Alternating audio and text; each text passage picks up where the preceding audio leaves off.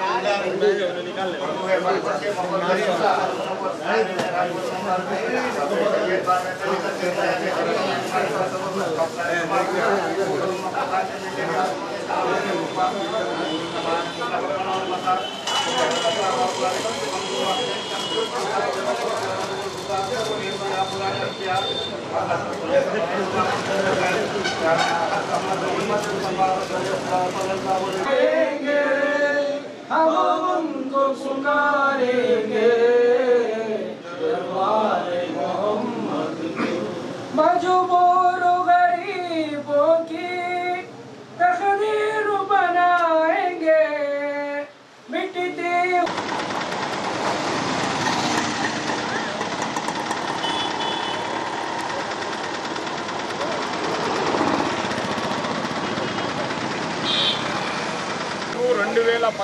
తేదీన జరిగినటువంటి సార్వత్రిక ఎన్నికల్లో కదిరి నియోజకవర్గంలో మన ప్రియతమ నాయకులు డాక్టర్ పివి సిద్ధారెడ్డి గారు అఖండమైన మెజార్టీతో గెలవాలని, అదేవిధంగా హిందూపురం పార్లమెంట్ అభ్యర్థి కోరంట్ల మాధవ్ గారు కూడా గెలవాలని, ఆంధ్ర రాష్ట్రంలో అలుపెరుగని పోరాటం చేసి 5 సంవత్సరాల పాటు ప్రతిపక్ష నేతగా ప్రజల్లోనే ఉంటూ ప్రజల కష్ట సుఖాలు తెలుసుకుంటూ నేనున్నాను, బడుగు బలహీన వర్గాల వారికి అండగా నేను ఉంటాను అని ముందుకొచ్చినటువంటి జననేత జగన్మోహన్ రెడ్డి గారు ఈ రాష్ట్రానికి ముఖ్యమంత్రి కావాలని ఈరోజు కదిరి పట్టణ వైఎస్ఆర్ కాంగ్రెస్ పార్టీ ఆధ్వర్యంలో మొత్తం వైఎస్ఆర్ కుటుంబ సభ్యులందరం కలిసి ఈరోజు సయ్యద్ హైదర్ వలి నానా దర్గాలో ప్రత్యేక ప్రార్థనలు చేసి చాదర్ను సమర్పించి వేడుకోవడం జరిగింది.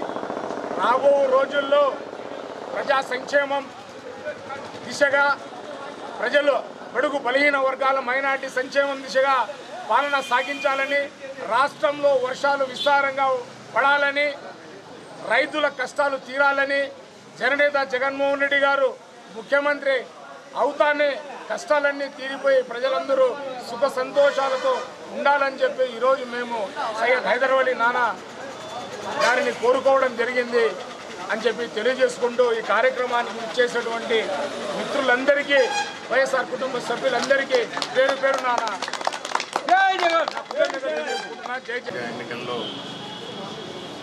ఓటు యొక్క ప్రాధాన్యత ఏ విధంగా జనాలు తన ఉపయోగించుకున్నారు అన్నటువంటిది అందరికీ తెలిసిన విషయమే. జగన్మోహన్ రెడ్డి గారిని ఎప్పుడెప్పుడు సీఎంగా చూద్దామా, ఆయన ప్రవేశపెట్టేటువంటి సంక్షేమ కార్యక్రమాలు ఎప్పుడెప్పుడు మనం లబ్ధి పొందుదామా అని ఆతృత చూసి గత 9 సంవత్సరాలుగా చూసి 11వ తారీఖు ఆ ఛాన్స్ ప్రజలకు వచ్చింది. ప్రతి ఒక్క బూత్లోన మన యొక్క పవిత్రమైనటువంటి ఓటును జనం ఉపయోగించుకున్నారు.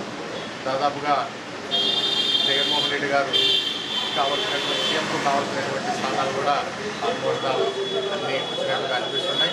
కాబట్టి జగన్మోహన్ రెడ్డి గారు అత్యధిక మెజార్టీతో దాదాపుగా 130 సీట్లకు అత్యధికంగా గెలుచుకొని సీఎం కాబోతున్నారు. ఈ విధంగా ఇక్కడ సిద్ధారెడ్డి గారు అలాగే మాధవ్ గారు కూడా అత్యధిక మెజార్టీతో గెలవబోతున్నారు. దాని తర్వాత సీఎంగా మన మన జగన్మోహన్ రెడ్డి గారు కూడా సీఎం కావాలని చెప్పే ఉద్దేశంతో పట్టణాధ్యక్షుడు ఎంపీపై ఉన్నటువంటి అందరూ యొక్క ఆశీస్సుల ద్వారా ఇక్కడ నానా దర్గా స్వామికి కూడా ప్రేయర్ చేసేసి అత్యధిక మెజార్టీతో అందరినీ గెలిపించి అక్కడ సీఎం చేసుకోవాల్సిన ఆవశ్యకత ఉందని చెప్పేసి ఇక్కడ ఆయన యొక్క కృపా కటాక్షాలు సుధారెడ్డి గారి పైన, మాధవ్ గారి పైన, అలాగే జగన్మోహన్ రెడ్డి గారి పైన కూడా ఉండాలని చెప్పేసి నేను మనసావాచ కర్మణ ప్రేయర్ తలుపుల మండలంలో సిపిఐ మండల కార్యదర్శి ఎల్వి రమణ, జిల్లా కౌన్సిలర్ సభ్యుడు హసన్ ఈ సందర్భంగా మాట్లాడుతూ కరువు పైన పంట పొలాలపై రైతుల సమస్యలు తెలుసుకొని అగ్రికల్చర్ వారు వచ్చే ప్రభుత్వం ద్వారా ఎండిపోయిన మామిడి చెట్లకు నష్టపరిహారం చెల్లించాలన్నారు. గత 3 నెలల నుంచి రైతులు మామిడి చెట్లకి ట్యాంకర్ల ద్వారా నీరు తోలించుకుంటున్నారు. ఒక ట్యాంకర్ విలువ 800 రూపాయలు చెల్లించి వారి పంటలను కాపాడుకుంటున్నారు. ప్రభుత్వం ఖచ్చితంగా వారికి నష్టపరిహారం ఇవ్వాలని సిపిఐ కార్యకర్తలు తెలిపారు.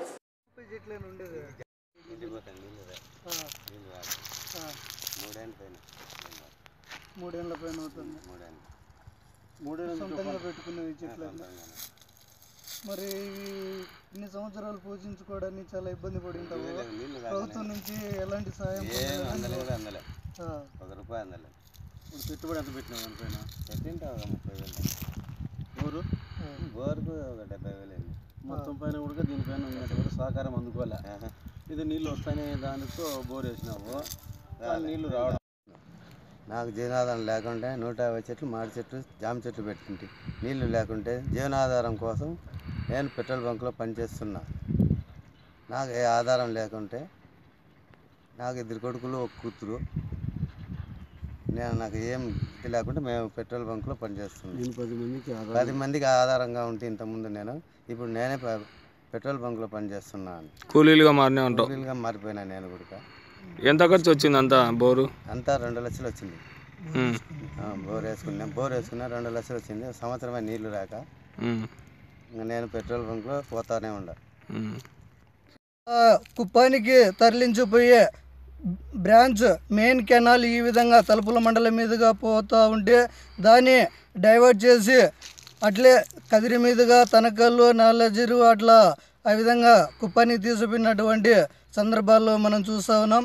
కానీ ప్రభుత్వం నెక్స్ట్ ఫామ్లోకి వచ్చిన ఏ ప్రభుత్వమైనా తలుపుల మండలాన్ని దృష్టిలో పెట్టుకొని తర్వాత ఈ కదిరి కాన్స్టిట్యున్సీలో ఉన్నటువంటి 6 మండలాలను సంరక్షించాలని చెప్పి మేము కోరుతా ఉన్నాం. ముఖ్యంగా కదిరి నియోజకవర్గంలో ఉన్నటువంటి అన్ని చెరువులకు అందరి నివా జలాలు, కృష్ణా జలాలతో నింపి ఈ రైతాంగాన్ని కాపాడాలని చెప్పి మేము డిమాండ్ చేస్తూ ఆధ్వర్యంలో రైతులను సందర్శించి మామిడి తోట, పండ్లు తోటలు ఎట్లున్నాయి, ఏం కథ అని చూసుకోవడానికి కూడా రైతులతో మేము ఏకీభావించి కొన్ని పొలాలు వెళ్ళకపోయి రైతులను అడిగాం. మరి రైతులు గారు ఈరోజు ఏం చెప్తారంటే, రైతుల సమస్యలు చూస్తే 500-1000 అడుగులు కూడా వేసినా నీటి మట్టం లేని భూమి పరిధిలో ఈ పొద్దు 1 సంవత్సరం వచ్చి 1 సంవత్సరం రాకుండా ఎగరగొట్టడం జరుగుతూ ఉంది. మరి అదే ప్రకారంగా రైతులు పెంచుకొని ఒక బిడ్డను సాకినట్లు సాకిన మామిడి చెట్లు కూడా ఈ పొద్దు నూలు చెట్లు ఎండిపోతూ ఉన్నాయి.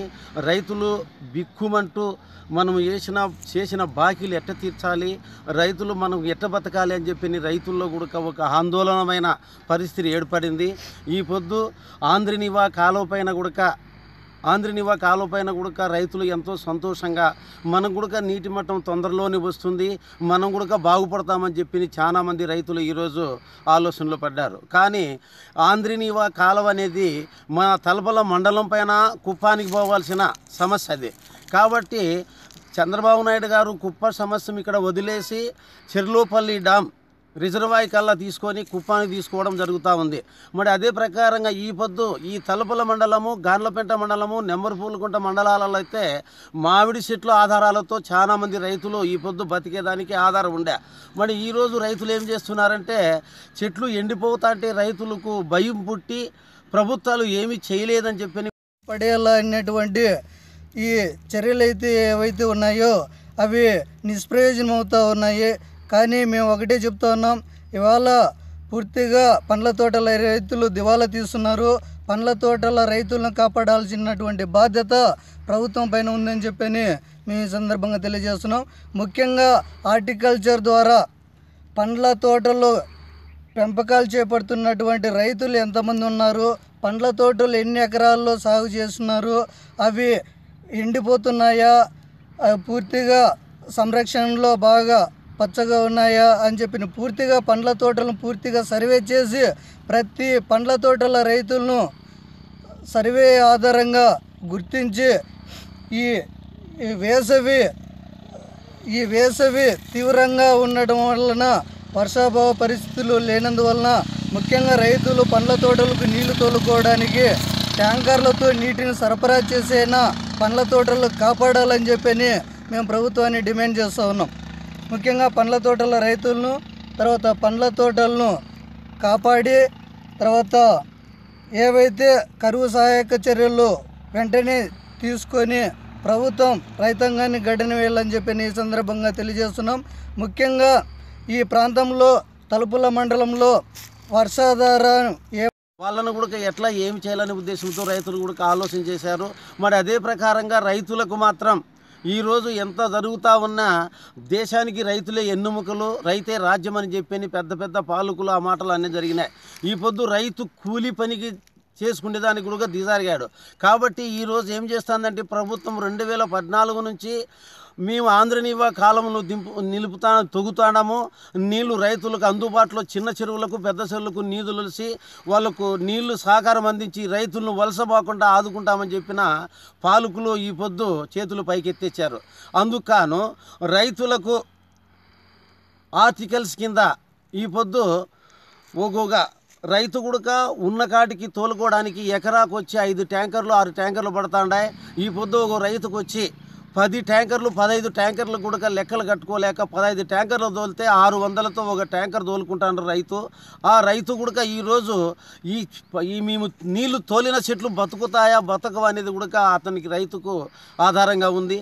దానికి వెంటనే మీరు పరిశీలించి ఆర్టికల్ సమస్య పైన కూడా ఈ పొద్దు మన తలపల మండలంలో కానీ గాన్లపేట మండలంలో కానీ అందరూ అర్జీలు ఇచ్చారు. ఆ అర్జీల ప్రకారంగా రైతులకు ఎకరాకు ఇంత ఇవ్వాలని చెప్పని కూడా ఒక భారత కమ్యూనిస్టు పార్టీ తరఫున మేము డిమాండ్ చేస్తున్నాం. మరి అదే ప్రకారంగా రైతులకు వెంటనే లేటు కూడా చేయకుండా వెంటనే ఈ వర్షము భావం లేని పక్షంలో ఈరోజు రైతులు ట్యాంకర్లకు లెక్కలిస్తే 100కి 50 సీట్లను బతికించుకునే దానికి కూడా రైతులు ముందుండి సహకారం అందుకుంటారని చెప్పని కూడా మేము తెలియజేస్తున్నాం. మరి ప్రభుత్వాలు చేస్తున్న నేడు గుడ్ ఫ్రైడే సందర్భంగా ఖద్రి పట్టణంలోని వివిధ చర్చిల్లో క్రైస్తవులు ప్రత్యేక ప్రార్థనలు చేశారు. ఈ సందర్భంగా చర్చిలను అలంకరించి క్రైస్తవులందరూ ఆనందంగా గుడ్ ఫ్రైడే పండుగను జరుపుకున్నారు. చర్చి ఫాదర్లు గుడ్ ఫ్రైడే గురించి క్రైస్తవులకు వివరించారు.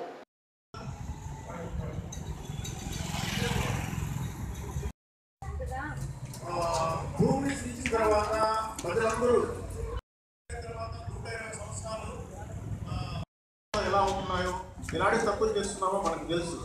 దేవుడు ఒక ప్రత్యేకమైనటువంటి వ్యక్తి. అతని లక్షణాలు వేరు, అతని యొక్క యాటిట్యూడ్ వేరు.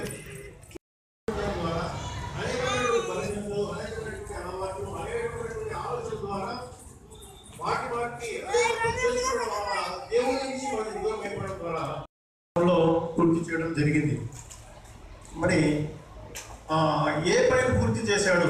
శిలువలో మరణించడం ద్వారా మీ కొరకు రక్షకుడు పుట్టినాడనేటువంటి ప్రభువైన యేసుక్రీస్తు తన జీవితకాలంలో పుట్టినప్పటి నుంచి 33 సంవత్సరాలు ఈ లోకంలో జీవించినప్పటి వరకు జీవితకాలం పాటు చేయాల్సి ఉంటుంది.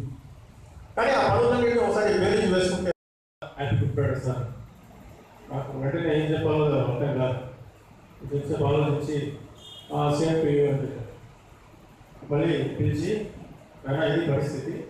యేసు ప్రభు శిలువలో వేలాడుతున్నప్పుడు సంతోషించలేం, కానీ తర్వాత ప్రభు కాడిన తర్వాత వాళ్ళ రక్తం ఈ భాషలో కొంచెం చెప్పడం జరిగింది. ఇంకో అబ్బాయి వచ్చి గుడ్ ఫ్రైడే ఫ్రైడే రోజు వస్తుంది ఎందుకు సార్ అడిగాడు. మరి ఎలాంటి ప్రశ్నలు ఇలా అడుగుతూ ఉంటారు. ఏదైనప్పటికీ దేవుని కృపను బట్టి అవకాశం ఇచ్చినందుకు దేవునికి సంఘ ప్రధాన సెక్రటరీ గారికి పాస్టర్ గారికి ఒక మాట తెలుసుకుంటూ, ప్రతి మనిషికి కొన్ని పనులు ఉంటాయి. కొన్ని పనులు అనేవి జీవితకాలంలో చేసుకుంటూ వెళ్తుంటాం. వయసును బట్టి లేదా ఒకవేళ స్టూడెంట్ అయితే స్టూడెంట్స్ యొక్క వాళ్ళ పని ఏంటంటే చదువుకోవడం, చదివి చివరి కాలంలో పరీక్షలు రాయడం, అది వాళ్ళ పని.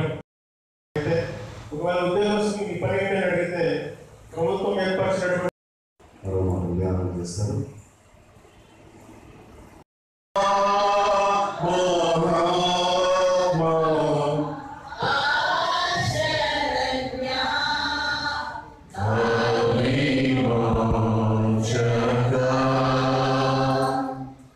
సిరులో మాట నీలువ మాట ఆరో మాట వచ్చినటువంటి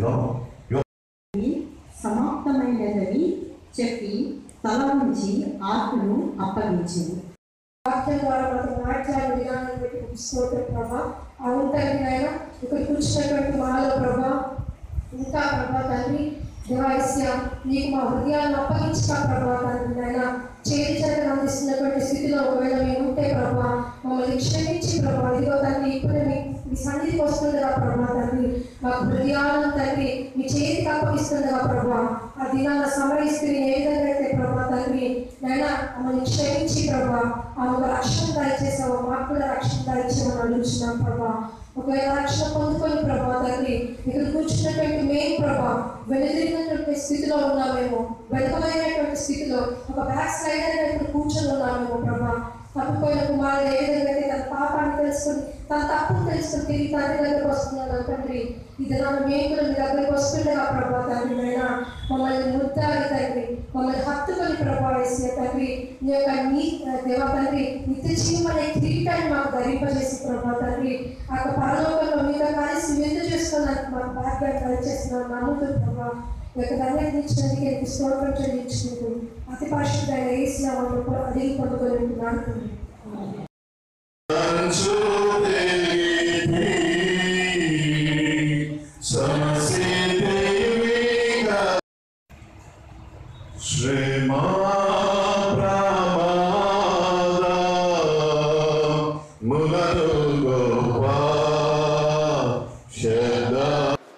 కదిరి పట్టణంలోని కోనేరు ప్రక్కన ఉన్న పొదల్లో ఆడ శిశువును పండు ఎండలో కసాయి తల్లిదండ్రులు పడేశారు. స్థానికుల సహాయంతో కదిరి ప్రభుత్వ ఆసుపత్రికి తరలించగా పాప ఆరోగ్యం క్షీణించిందని ఆసుపత్రి వైద్యులు మెరుగైన వైద్యం కోసం అనంతపురం ఆసుపత్రికి తీసుకెళ్లాలని పిఎస్ఎస్ సిబ్బందికి సూచించారు. ఐసిడిఎస్ పిఎస్ఎస్ వారు పాపకి మెరుగైన వైద్యం కోసం అనంతపురం ఆసుపత్రికి తరలించారు.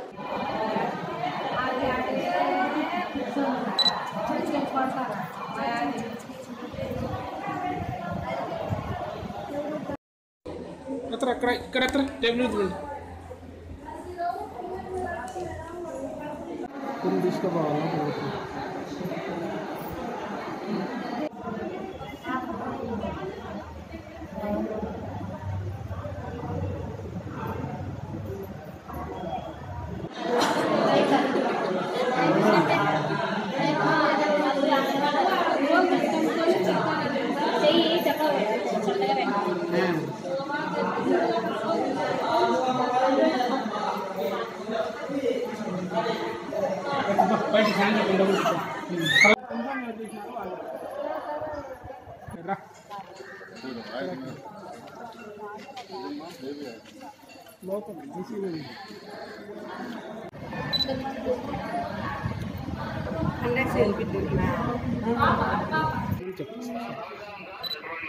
ఫిమేల్ బేబీ వచ్చి కోనేరు దగ్గర అక్కడ పెట్టేసి వెళ్ళిపోయినారు వేరే వాళ్ళు. నాని అనే అబ్బాయి వచ్చి ఇక్కడ హాస్పిటల్లో అడ్మిషన్ చేయడం జరిగింది. మేము ఐసిడిఎస్ వాళ్ళు హాజరయ్యి, మేము చైల్డ్ లైన్ వాళ్ళము ఐసిడిఎస్ వాళ్ళు హాజరయ్యి మేడంతో మాట్లాడిన తర్వాత బేబీ కండిషన్ క్రిటికల్గా ఉంది, అనంతపూర్ రిఫర్ చేసి అక్కడ బేబీని ఐసిపిఎస్లో ఉంచితే ఒక 3 days అక్కడ చూసిన తర్వాత అక్కడ రిఫర్ చేస్తామని అన్నారు మేడం గారు. అంతే.